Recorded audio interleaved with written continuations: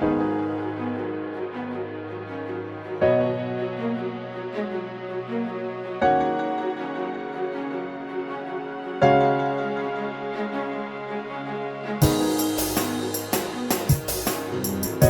rends grâce à Dieu, encore une fois de plus, qui nous permet d'être là, dans sa présence, afin d'être ressourcés, que son nom soit béni. Amen. Je dis aussi merci à notre pasteur, Papa Hugues, pour cette marque de confiance renouvelée, pouvoir nous inviter encore à passer ces moments de bénédiction avec vous.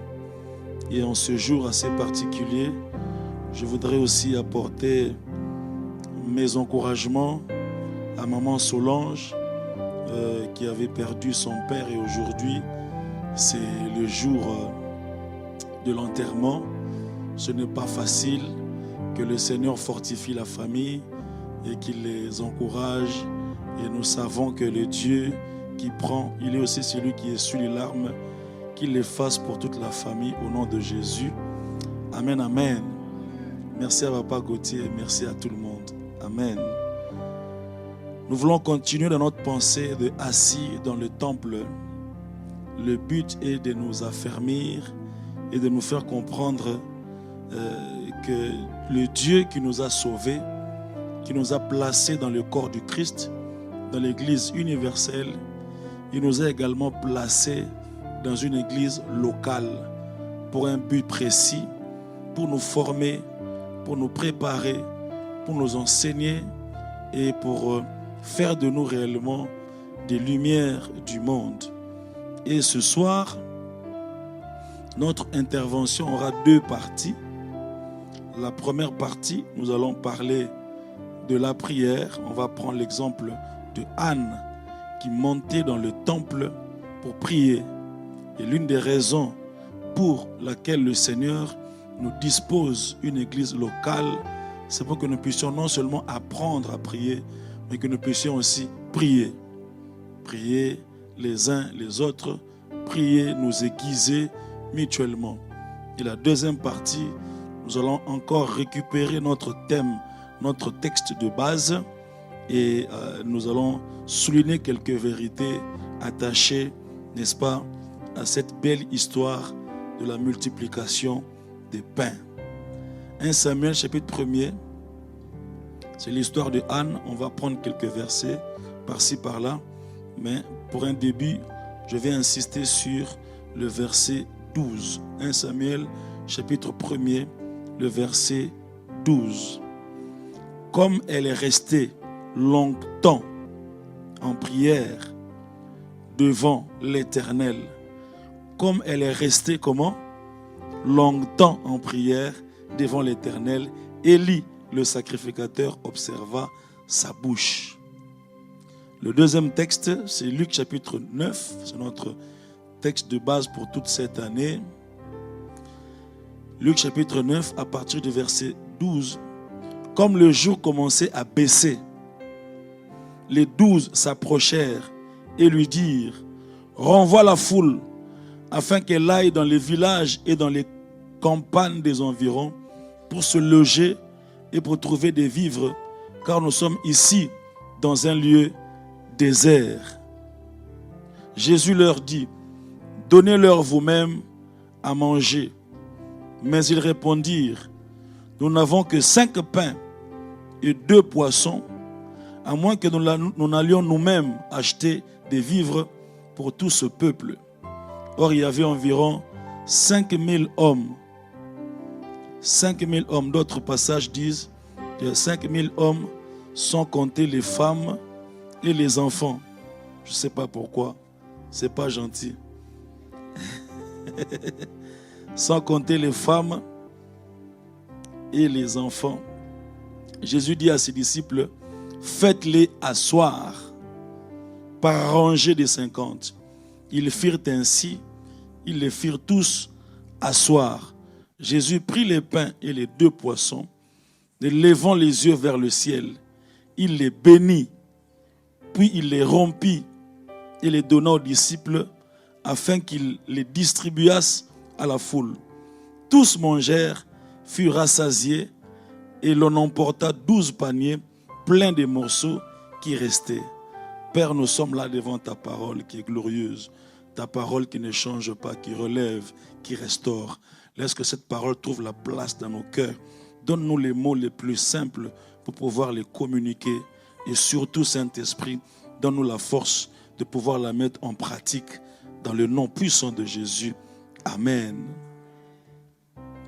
Et donc là, nous voyons cette femme de Anne dans sa souffrance qui se décide de monter à la montagne pour prier. C'est une femme qui est mariée.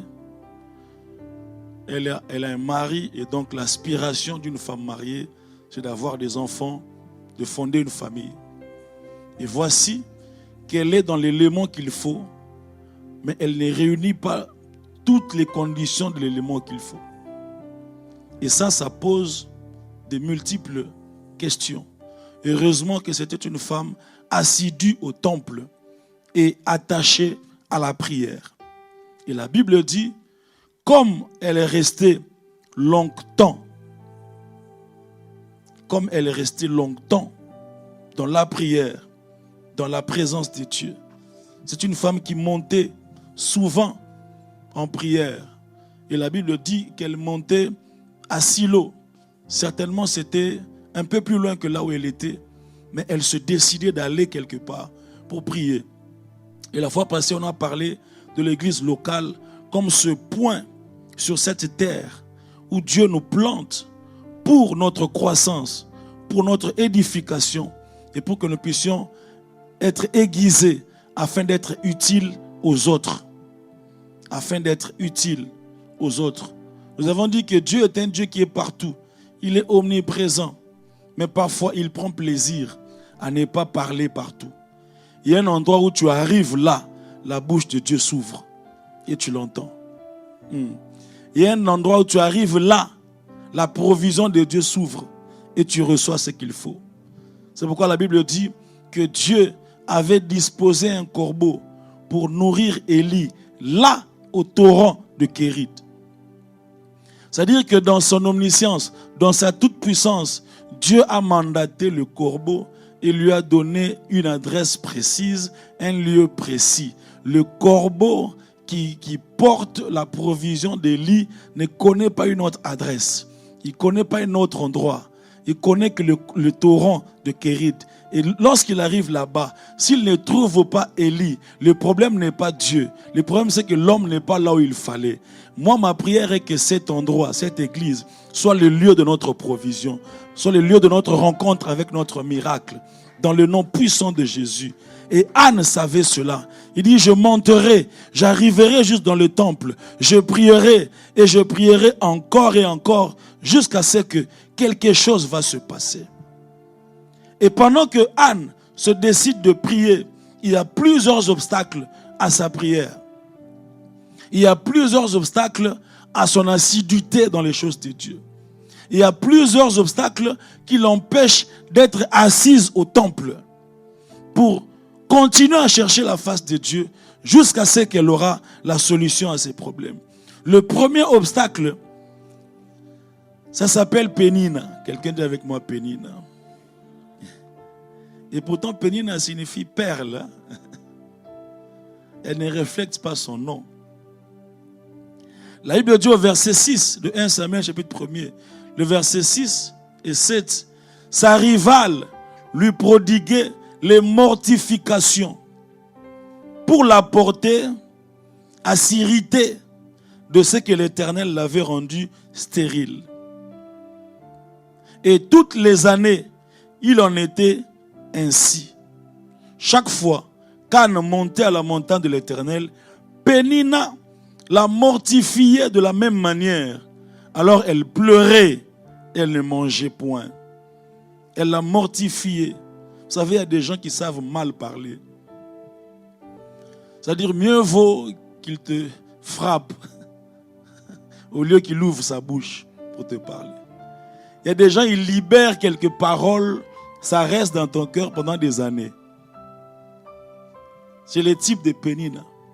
Elle parlait mal à Anne. Mal. On ne peut même pas imaginer.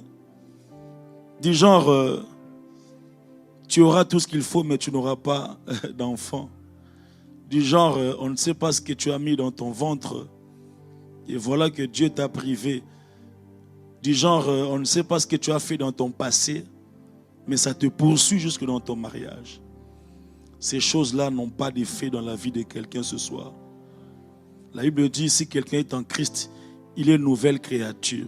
Les choses anciennes sont passées. Voici, toutes choses sont devenues nouvelles. Qu'aucune mortification ne t'empêche de persévérer dans la prière. Qu'aucune moquerie des hommes ne t'empêche de continuer à croire que Dieu est encore sur son trône et qu'il peut encore faire des choses. Même s'il parle mal, même s'il se moque de toi, même s'il te considère comme la risée de tous, reste focus sur le Dieu qui t'a planté dans son temple jusqu'à ce que le ciel finira par s'ouvrir. J'aimerais dire à quelqu'un, le ciel finira par s'ouvrir. Les mortifications de Pénine, les mauvaises paroles de Pénine, les moqueries de Pénine avaient pour but, la Bible le souligne bien, d'irriter Anne, de l'éloigner de la présence de Dieu, de l'empêcher de continuer à prier. Parfois les mauvaises paroles des hommes, parfois les moqueries des hommes ont pour but de déranger notre foi. Et ma prière ce soir est que rien ne puisse ébranler ta foi. Qu'aucune parole des hommes, que ce soit interne, externe, lointaine ou proche, ne puisse déranger ta foi. Et ce soir, ma prière est que ta foi soit encadrée par les promesses de l'Éternel. Dieu qui est puissant sur son trône, lui qui ne change pas. Les temps qui passent ne passent pas avec les promesses de Dieu pour ta destinée. Ce que Dieu t'a déclaré, il finira par l'accomplir, quels que soient les temps et les circonstances. Elle mortifiait. Pourquoi? Parce que sa rivale, elle est deuxième épouse. Mais en matière d'enfants, elle semble être première. Pénina, c'est ce genre de personnes qui se moquent de nous parce qu'ils reçoivent facilement ce que nous on cherche depuis des années. Vous savez, nous vivons dans un monde où chacun a son couloir, chacun a son temps. Il y a des gens, ils obtiennent des choses facilement. Vous vous posez des questions, mais qu'est-ce qui se passe avec lui? Il commence une démarche, ça s'ouvre. Mais pour les autres, là, il doit se battre. C'est compliqué. Ça commence toujours un peu difficilement. Mais la Bible dit que la fin d'une chose vaut mieux que son commencement. J'aimerais encourager quelqu'un pour lui dire à la fin, vous aurez la même récompense. Je disais à la fin, vous aurez le même témoignage. Je disais à la fin, vous aurez la même célébration. Dans le nom de Jésus. Pénina, c'est ce genre de personnes. Elle reçoit facilement ce que nous on obtient difficilement. Pénina, c'est ce genre de personnes qui obtiennent sans obéissance ce que nous on n'obtient pas malgré l'obéissance. C'est compliqué. Malgré l'obéissance. C'est pourquoi Dieu reste Dieu. Dieu parfait ne dépend pas forcément de notre attitude. C'est pourquoi quand on vient dans la présence de Dieu, il ne faut pas brandir tes efforts humains. Ne brandis pas tes sacrifices. Non, non, non. Brandis seulement l'œuvre de la croix. Dis à Dieu, non pas à cause de moi, mais à cause du sang qui a coulé à la croix, accepte d'ouvrir ton ciel sur moi. L'une des erreurs qu'on commet, c'est de commencer à dire à Dieu, Seigneur, je prie tous les jours. Seigneur, j'ai jeûné, je ne fais pas ceci, je ne fais pas cela, je n'entre pas là-bas, je ne touche pas à ceci. À cause de cela, bien aimé dans le Seigneur, aucun effort humain ne peut ouvrir le ciel. Je réponds, je dis, aucun effort humain ne peut ouvrir le ciel. Tout n'est que grâce. Comment Pénine peut avoir des enfants comme ça? Chaque année, elle a un enfant. Elle ne craint pas Dieu, elle se moque de Anne, elle la mortifie, elle a un mauvais langage, une mauvaise conduite, elle est venue usurper le mariage d'autrui, mais elle l'obtient facilement. Qu'est-ce qui se passe? Dieu a un but, il sait. Alléluia. Parce qu'à la fin de l'histoire, on ne connaîtra aucun enfant de Pénina. Mais on connaîtra le prophète Samuel. Le puissant prophète Samuel. Alléluia. Ce que j'aime avec Samuel, c'est que Samuel n'a pas besoin d'être roi. Samuel, lui, il oint les rois. Aïe, aïe, aïe, aïe, aïe, aïe. Que Dieu te donne une destinée, Samuel. Qu'il te donne une réponse, Samuel.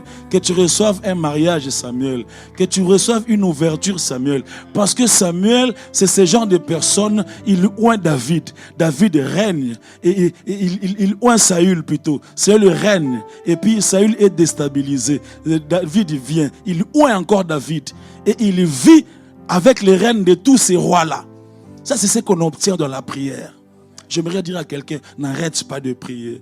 Que rien ne te décourage. Il y a un Samuel qui est en train de venir. Les Samuel viennent difficilement. Les Samuel, ça prend du temps. Mais lorsqu'ils s'établissent, ils règnent. Samuel, c'est parmi les prophètes jusqu'à sa vieillesse. Il n'a pas péché, aucun scandale. Lui-même, il s'est levé dans sa vieillesse. Devant toute la nation, il dit, quelqu'un peut me reprocher ici. La Bible dit, tout le monde était muet. Personne ne pouvait reprocher Samuel.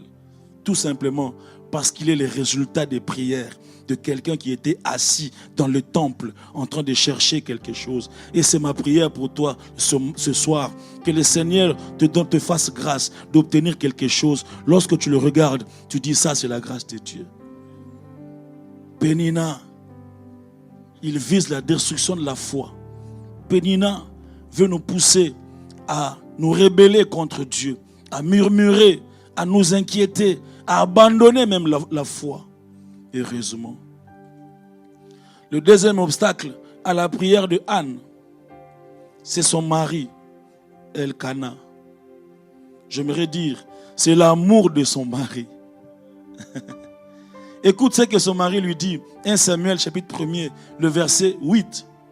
1 Samuel chapitre 1er, le verset 8. Quand elle voit Anne monter, descendre, prier, chercher Dieu, tout ça, la régularité de Anne, etc. Elkana, son mari, lui disait, Anne, pourquoi pleures-tu? Pourquoi ne manges-tu pas? Pourquoi ton cœur est-il attristé? Est-ce que je ne vaux pas pour toi mieux que 10 fils? Je ne vaux pas pour toi mieux que 10 fils. Son mari l'aimait beaucoup. Il l'aimait tellement qu'il ne voulait pas la voir jeûner, prier, pleurer dans la présence de Dieu. Il l'aimait tellement que lorsqu'il apportait des cadeaux, quand il donnait à Pénina 10, il donnait à Anne 20. C'est la Bible qui le dit. Il lui donnait le double chaque fois qu'il donnait à Pénina. Il l'aimait tellement qu'il lui a même dit que mon amour et ma présence pour toi vaut plus que 10 fils. Mais Anne a dit non, niet. Cet amour-là ne va pas me déstabiliser. Toi, tu restes mon mari, l'enfant reste enfant. Ce que moi je cherche là, c'est un enfant, un bébé qui sortira de mes entrailles, que je présenterai devant le trône de l'Éternel. Toi, je t'aime, tu es mon mari, mais reste à ta place. Bien-aimé, il y a même certains compliments qui peuvent nous pousser à arrêter la prière. Il n'y a pas que la haine des hommes. Il n'y a pas que la méchanceté des hommes. Il y a aussi l'amour de certaines personnes. Il y a aussi, n'est-ce pas, la bonté de certaines personnes. J'aimerais dire à quelqu'un, si tu vois les enfants d'Israël traverser le désert, ne leur apporte pas de parasoleil. C'est leur chemin. Ils doivent subir ça. Ils doivent avoir le soleil. C'est leur chemin. Ne sois pas aussi gentil jusqu'à vouloir faire descendre Jésus de la croix. Je sais qu'il y a des gens très gentils ici. Quand ils verront Jésus à la croix, oh Jésus, tu es bon. C'est toi qui as multiplié le pain. En tout cas, je connais un général. Il viendra et puis on va négocier avec lui. Tu descendras de là. Lui dit non, je ne descends pas. J'ai vécu pour la croix. J'ai quitté le ciel pour la croix. C'est le moment ultime. Bien-aimé dans le Seigneur, parfois refuse certaines bontés, certains amours, certaines marques de compassion. Non. Tu dois endurer le chemin par lequel Dieu t'a placé. Est-ce que je parle à quelqu'un? L'amour de Elkana, sa bonté, a voulu désorienter Anne de sa vie de prière. C'est ce genre d'amour qui empêche de continuer. C'est ce genre d'amour qui nous empêche d'endurer. C'est très dangereux. Elkana, il veut que Anne se console avec d'autres choses que ce qu'elle cherche. C'est un amour qui nous pousse à des compensations. Ma prière est que ce que tu cherches là ne soit pas remplacé par quelque chose d'autre. Non, non, non. Non, non, non, non, continue, relève-toi, marche. Ce que tu attendais là, ne baisse pas tes critères à cause de l'âge qui passe. Je ne sais pas si je parle à quelqu'un. Quand tu avais 21 ans, tu disais, il doit avoir telle taille, il doit être beau, il doit connaître l'anglais et le français, il doit être au moins diplômé. Et quand tu atteins 29, tu enlèves la taille. Quand c'est 35, tu enlèves l'anglais. À partir de 42, tu dis, Seigneur, tous les hommes ont été créés à ton image.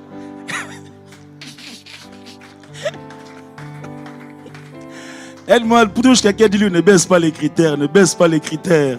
Ton Dieu te réserve ce que tu cherches. La Bible dit, feu de l'Éternel te délice, il te donnera ce que ton cœur. Oh, lève ta main, dis avec moi, Éternel, je te fais confiance. Donne-moi ce que mon cœur désire. Au nom de... Alléluia. L'amour d'Elkana veut nous donner des compensations. Tu vois, tu voulais ça, mais bon, avec ça aussi, ça peut aller. Les défis d'Elkana, c'est les défis de faux contentement. Les faux contentements qui nous empêchent d'accéder à l'authenticité de ce que Dieu nous a montré. Il faut contentement. Dis, bon, est-ce que tu es obligé seulement d'être propriétaire? Vous savez, il y a beaucoup de choses là, d'être propriétaire. Ça ne vaut même pas la peine. Tu peux quand même, tu peux être locataire toute ta vie. Regarde oncle tel, il a été locataire. Ça a dérangé quoi? Ça l'a empêché quoi? Regarde tel, il a été locataire. Ça l'a empêché. Toi, tu veux entrer dans un cycle où tu vas payer des crédits de 25 ans, de 30 ans et tout ça. Et toi aussi, tu te dis, ouais, peut-être. Bon, non, non, non. Toi, reste focus. Je voudrais un jour aussi être appelé bailleur. Moi aussi avoir un appartement quelque part vers Uccle où je peux appeler à la fin du mois, je vois un virement en tant que bailleur. C'est juste ma joie comme ça. C'est juste mon plaisir. Ne baisse pas les critères. Je vaux pour toi plus que 10 enfants. Non, non, non, tu es mon mari, tu m'as épousé, je t'aime, mais tu ne remplaces pas l'enfant. Je refuse le faux contentement. Vous savez, le message sur le consentement, c'est un message bien. Il faut te contenter de ce que Dieu t'a donné. Bénis Dieu pour ce qu'il t'a donné. Mais aussi un faux contentement. Quand c'est dans la médiocrité, on ne se contente pas. Rechercher l'excellence, ce n'est pas de l'orgueil. Oh, je ne sais pas si je vais parler à quelqu'un. Alléluia. L'amour d'Elkana, ce sont des réalités qui veulent nous maintenir dans le présent, afin de ne pas vivre de nouvelles expériences. Tu pries déjà, tu parles déjà en langue, tu connais la Bible. C'est bon déjà, tu vas aller au ciel. Maintenant, tu veux commencer à avoir la sensibilité spirituelle, guérir les malades. Tu vas aller où avec ça? Mais pourquoi pas moi? Alléluia. Pourquoi pas qu'il y ait dans mon programme spirituel, dans mon CV spirituel, quelqu'un qui peut témoigner un jour que j'avais prié pour lui, il s'est relevé, il était guéri. Pourquoi pas? Je voudrais moi aussi expérimenter la puissance du nom de Jésus. Alors c'est pas mauvais, c'est pas que je suis orgueilleux, mais ce qui est écrit, moi aussi je dois l'accomplir. Aspire à de nouvelles expériences spirituelles. Aspire à de nouvelles expériences dans la vie de tous les jours. Aspire à de nouvelles expériences dans ta marche, dans ton business, dans tes affaires, dans ton travail. Aspire à de nouvelles expériences. Ne te contente pas de ce qu'on te propose par Elkana. Tu vaux mieux, tu peux faire mieux. Alléluia. Amen, amen. Le troisième obstacle à la prière de Anne, après Pénine avec ses moqueries, Après son mari Elkana, avec son amour, il y a Élie, le sacrificateur. Waouh! Là, c'est à l'église. L'obstacle n'est plus ailleurs. L'obstacle est dans l'église même. Et ce qui est bizarre ici, c'est que pour Anne, l'obstacle, c'est le pasteur lui-même. Le pasteur commence à le moraliser. Tu vois, je ne comprends pas. Ta manière de prier là, ça devient un peu compliqué. C'est comme si tu es ivre. Il faut arrêter de boire. Ah, papa. 1 Samuel chapitre 1er, le verset 13. La Bible dit, Anne parlait dans son cœur et ne faisait que remuer les lèvres. Mais on n'entendait point sa voix. Élie pensa qu'elle était ivre. Je vais dire à quelqu'un, même le prophète peut se tromper. Même le pasteur peut se tromper. Nous ne sommes que des humains. Reste dans ta foi. Reste assis dans le temple. C'est que Dieu t'a dit quand tu avais 17 ans. Il peut l'accomplir maintenant que tu as 51 ans. Tout est encore possible. Tout passe, mais la parole de Dieu ne passe pas. Il dit, jusqu'à quand seras-tu dans l'ivresse? Il dit, fais passer ton vin. Oh, l'obstacle dans le temple. L'obstacle. Il y a toujours des gens comme ça, même à l'église, qui nous font des leçons. Pendant que tu dors là, tu pries là, mais pourquoi tu t'agites? Hein, vraiment, hein? Nous sommes dans la présence de Dieu. Il faut quand même chanter avec charisme, prier avec charisme, danser avec charisme. Ah! Moi, dans la présence de Dieu, je n'ai pas de charisme. Ah ouais? Laisse-moi prier. Aide-moi à dire à ton voisin, laisse-moi prier. Tu ne connais pas mon histoire. On ne vient pas de la même famille. On n'a pas les mêmes défis. On n'a pas eu les mêmes combats. On n'a pas eu les mêmes obstacles. Ce qui est normal pour toi, pour moi, ce n'est pas normal. Ce que toi, tu reçois facilement, moi, je le reçois après des combats. Alors, ne viens pas avec des leçons comme ça. Ne sois pas un obstacle à ma prière, même dans le temple.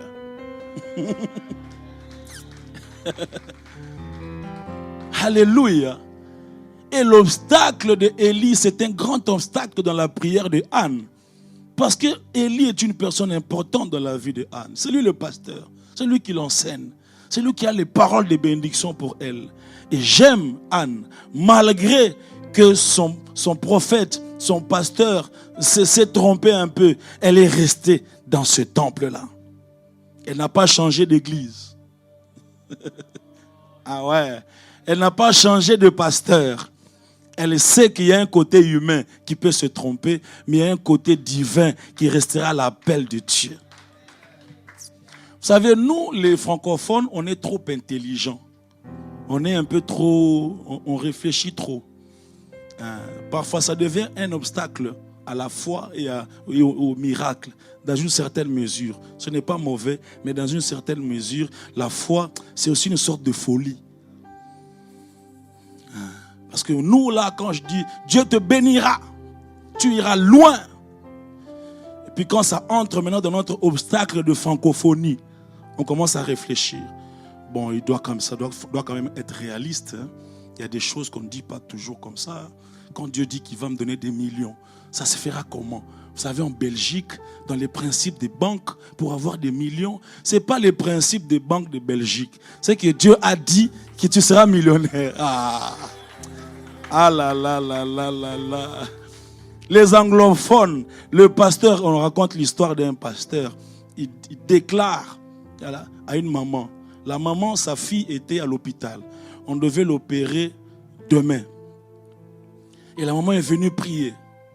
Et puis le pasteur, seulement avec nos folies, là, il déclare, je déclare que ta fille est totalement guérie. La maman a récupéré la parole. D'abord, elle a pris l'argent de l'opération. Elle l'a mis dans le panier.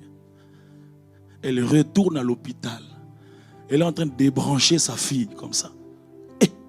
Vous voyez comment vous avez fait? Et puis on lui dit, mais papa c'est quoi? Il dit, j'étais à l'église, l'homme de Dieu a dit que l'enfant est guéri. On appelle le pasteur. Même le pasteur commence à moraliser. Non maman, tu sais, Dieu peut passer par les médicaments. Alors la maman là, non, c'était une femme de foi. Elle dit, pasteur, je suis ta fille à l'église, mais je suis aussi ta maman. Alors, celui qui a déclaré là, c'était mon pasteur. Celui qui m'explique maintenant des choses là, c'est mon fils. Alors moi, je n'écoute pas mon fils. J'écoute celui qui a déclaré Dieu de la... C'est pourquoi quand on déclare des choses ici, il faut les récupérer. Parce que quand on descend là, on redevient des cousins, on redevient des frères, on redevient des Henri Papa, on redevient des musiciens, reçoit des choses, même quand c'est fraîche ici. Et je profite de cette atmosphère pour déclarer à quelqu'un que tu arriveras, que tu réussiras. Je déclare la bonne santé. J'annule la loi de la mort, j'annule la maladie. Dans le nom de Jésus, je proclame la prospérité. Je proclame que la porte va s'ouvrir. Je ne sais pas quel combat est devant toi, quel défi est devant toi. Je déclare la liberté, je déclare la bonne santé. Je déclare que ton enfant grandira et que tu verras ses enfants et les enfants de ses enfants. Tu ne mourras pas, tu vivras. Dans le nom de Jésus, je déclare qu'en 2025, tu vas témoigner de la fidélité de l'Éternel. Les portes fermées vont s'ouvrir. Je disais, les portes fermées vont s'ouvrir les unes après les autres au nom de... Les obstacles peuvent venir en interne, mais Anne n'a pas changé d'église, parce que lorsque Anne a expliqué à Élie, Élie lui a seulement dit, ok, va en paix. Va en paix. Cette phrase-là, Anne en avait besoin. Et la seule personne qui pouvait la libérer, c'était Élie. Élie lui a dit, va en paix. Et ce que j'aime, c'est que les jours après, elle est venue avec un témoignage. Elle est venue avec un témoignage. J'aimerais dire à quelqu'un, persévère dans le temple, dans la prière. J'aime ce que la Bible dit des disciples de la première église. Ils persévéraient dans la prière. Ils persévéraient dans la prière. Alors, quelques grandes vérités attachées à ce texte, c'est la deuxième partie, la dernière. Ce texte de multiplication de pain, merveilleux texte, le Seigneur Jésus qui est dans un lieu désert et qui prêche la parole et qui constate que le peuple est affamé et qui fait le miracle de la multiplication. La première vérité que je voudrais nous partager, c'est qu'on peut être avec Jésus et manquer aussi. On peut être avec Jésus et manquer. Ils sont avec Jésus pendant toute la journée. Ils prêchent bien. Jésus est celui qui fait le miracle. Mais le soir, Jésus lui-même fait le constat que ce peuple est affamé. On peut être avec Jésus et être affamé. Être avec Jésus et manquer. Ils ont quitté leur maison pour venir dans la présence de celui qui accomplit les miracles. Dans la présence de celui qui ressuscite Lazare. Mais le soir, ils n'ont rien à manger. On était avec Jésus, mais il est 17h. On n'a rien à manger. Et celui qui fait ce constat-là, c'est Jésus lui-même. Il dit, ces gens sont fatigués. Certainement, quand ils venaient à 9h, à 10h, ils avaient un visage des gens un peu encouragés. Et puis vers 18h, là, lui-même constate, ça, c'est le visage des gens affamés. C'est possible d'être avec Jésus et manquer. D'être avec Jésus et se battre pour les documents. D'être avec Jésus et se battre en attendant le mariage qui traîne pour venir. C'est possible d'être avec Jésus et ne pas avoir des enfants. Et on se pose des questions. Mais Seigneur, qu'est-ce que j'ai fait de mal? C'est possible d'être avec Jésus et de manquer.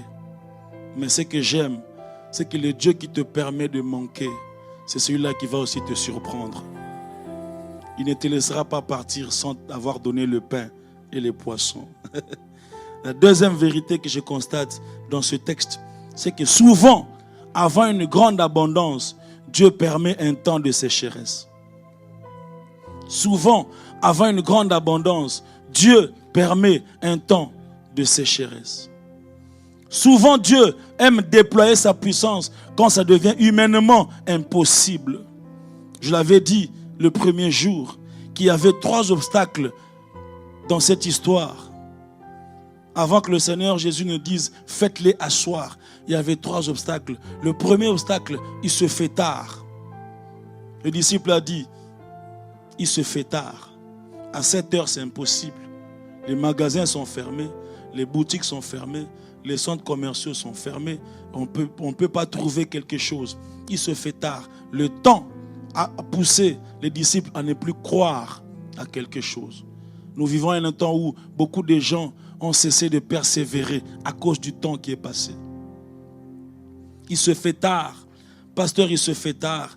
À cet âge ici, on dit que le cancer est déjà avancé. Il se fait tard. À cet âge ici, on dit que le taux du sucre commence déjà à prendre tout le corps. Il se fait tard. À cet âge ici, on dit que je ne peux plus concevoir. Il se fait tard. On dit qu'à cet âge ici, je ne peux plus trouver un travail stable. Il se fait tard. Mais j'aime Dieu parce qu'il est maître des temps et des circonstances. Le deuxième obstacle, le disciple lui a dit, le lieu est désert. L'environnement ne répond plus.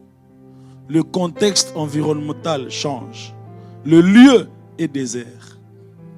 Troisième obstacle, c'est qu'on a est insuffisant. C'est qu'on a est insuffisant.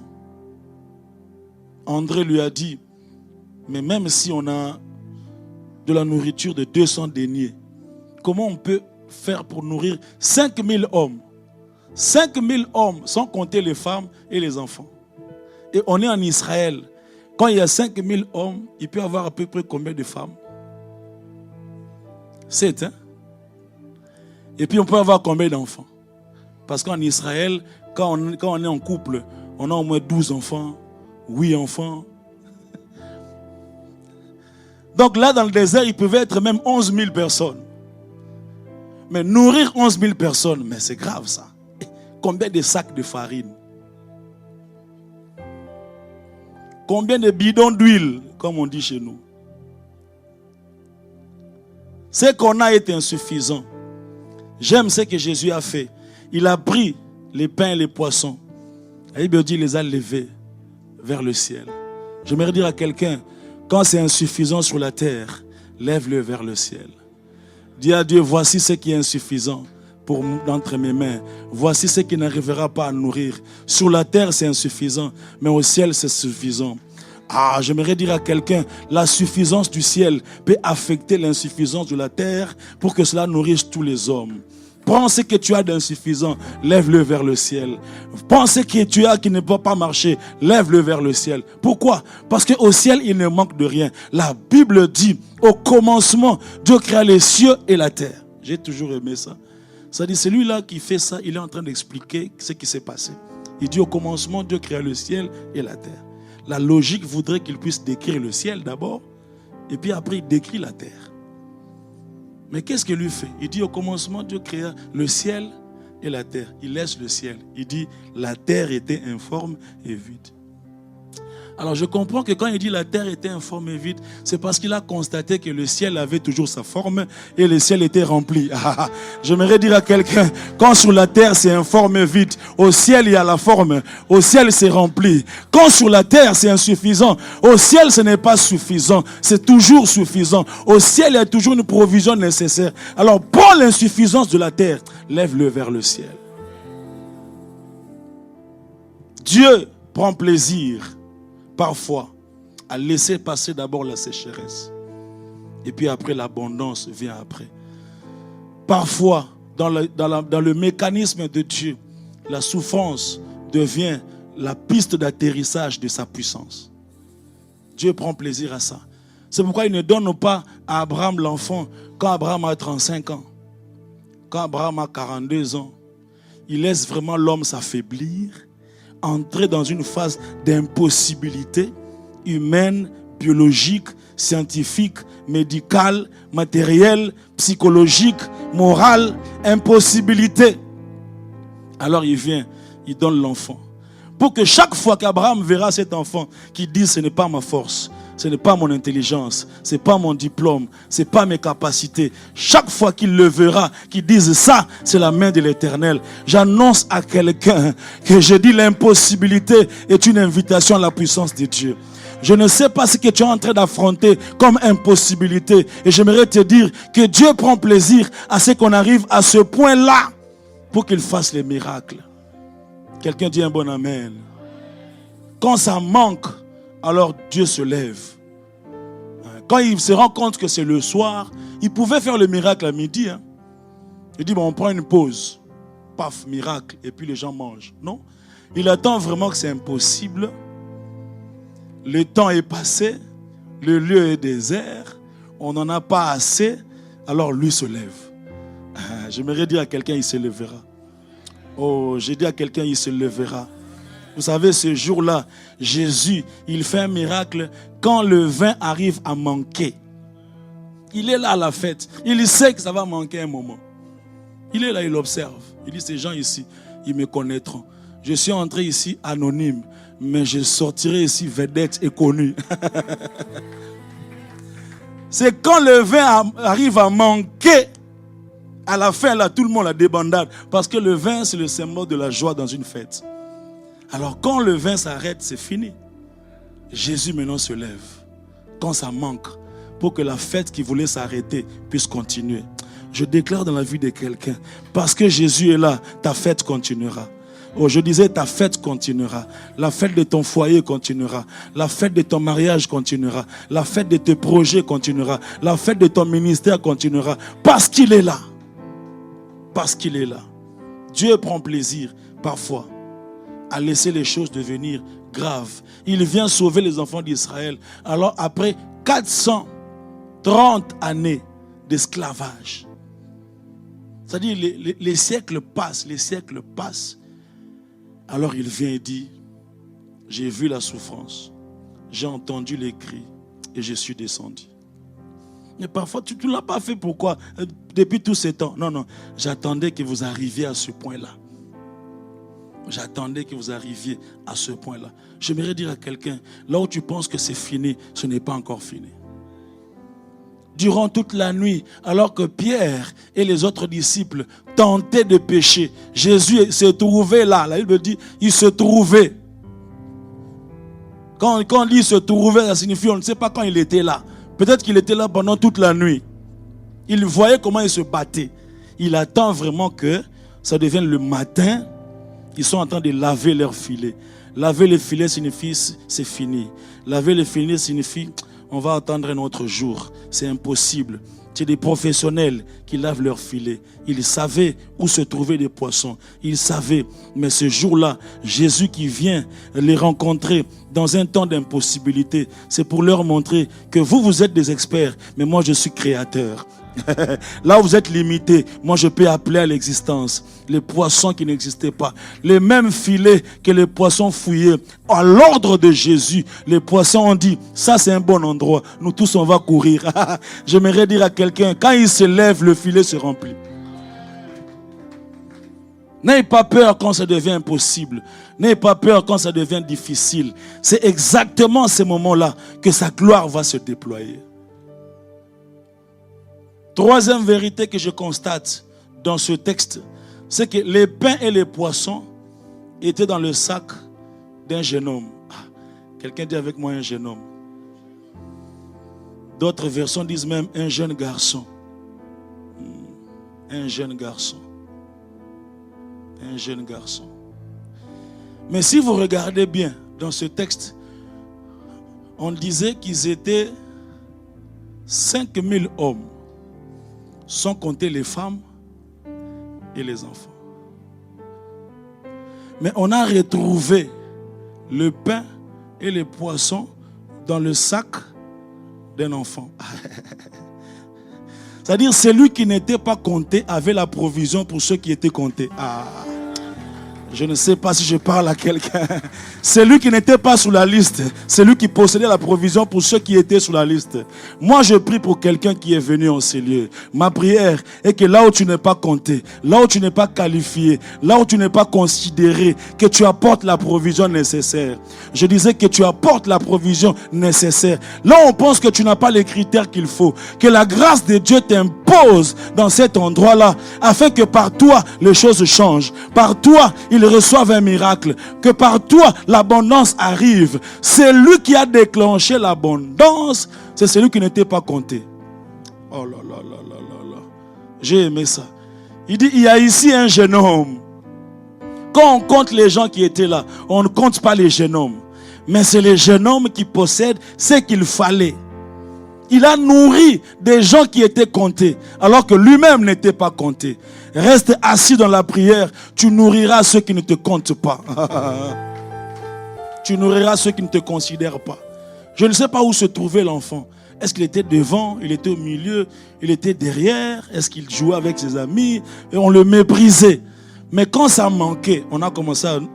Oh, aide-moi à dire à ton voisin, tu as quelque chose. Ne te méprise pas. Tu as quelque chose pour cette assemblée. Tu as quelque chose pour cette église. Vous savez, parfois, nous, on considère seulement les pasteurs, ceux qui ont l'appel, ceux qui prêchent. Mais même celui qui nettoie ici, il est très important. Ceux qui passent la serpillière, ils sont très importants. Chacun de nous a quelque chose qui peut apporter dans la maison du Seigneur. C'est le moniteur de Kodim est utile. Celui qui arrange les micros est important. Celui qui me filme, il est important. Parce que je vais couper ce message, je vais envoyer à quelqu'un, les gens seront édifiés, et puis on va encore m'inviter à l'Australie. J'avais vu le message que tu avais prêché à la bonne Bruxelles. Vous voyez, s'il n'avait pas filmé. Il suffit qu'il ne clique pas sur le REC, tout est parti. J'aimerais dire à quelqu'un, tu es utile. Alléluia. Il pouvait être méprisé. On pouvait lui dire, tu viens faire quoi ici? Ici, on ne compte pas les enfants. Ici, on ne compte pas les femmes. Mais quelqu'un a trouvé. Moi, si j'étais cet enfant-là, j'ai 5 pains, 2 poissons. Dans mon esprit quinois, je vais leur donner un pain. Et maman m'avait donné mes pains parce que Jésus prêche longtemps. Jusqu'à 18h, c'est mon pain. Non, donne ça. Non. Mais lui, il a libéré. Je voudrais dire à quelqu'un, si tu as un talent, si tu as un don, ne cache pas. Si tu as une capacité, ne cache pas. Libère.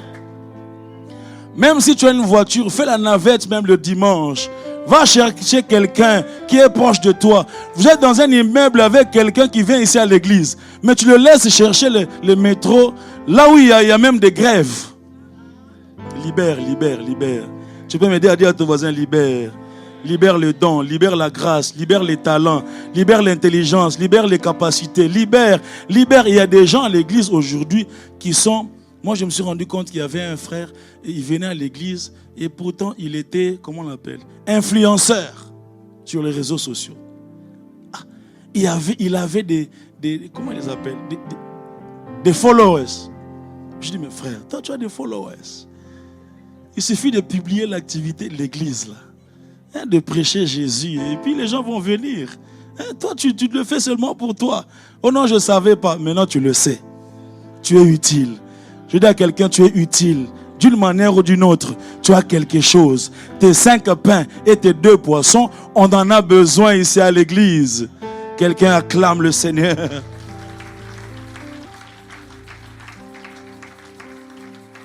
Amen. Et la dernière chose, c'est que les résultats de la prière sont toujours extraordinaires. 1 Samuel chapitre 1er, le verset 26. Je voudrais que ce passage soit le témoignage de quelqu'un à la fin de cette année. 1 Samuel chapitre 1er. Est-ce qu'on peut se lever là où nous sommes? Le verset 26. Anne dit à son pasteur,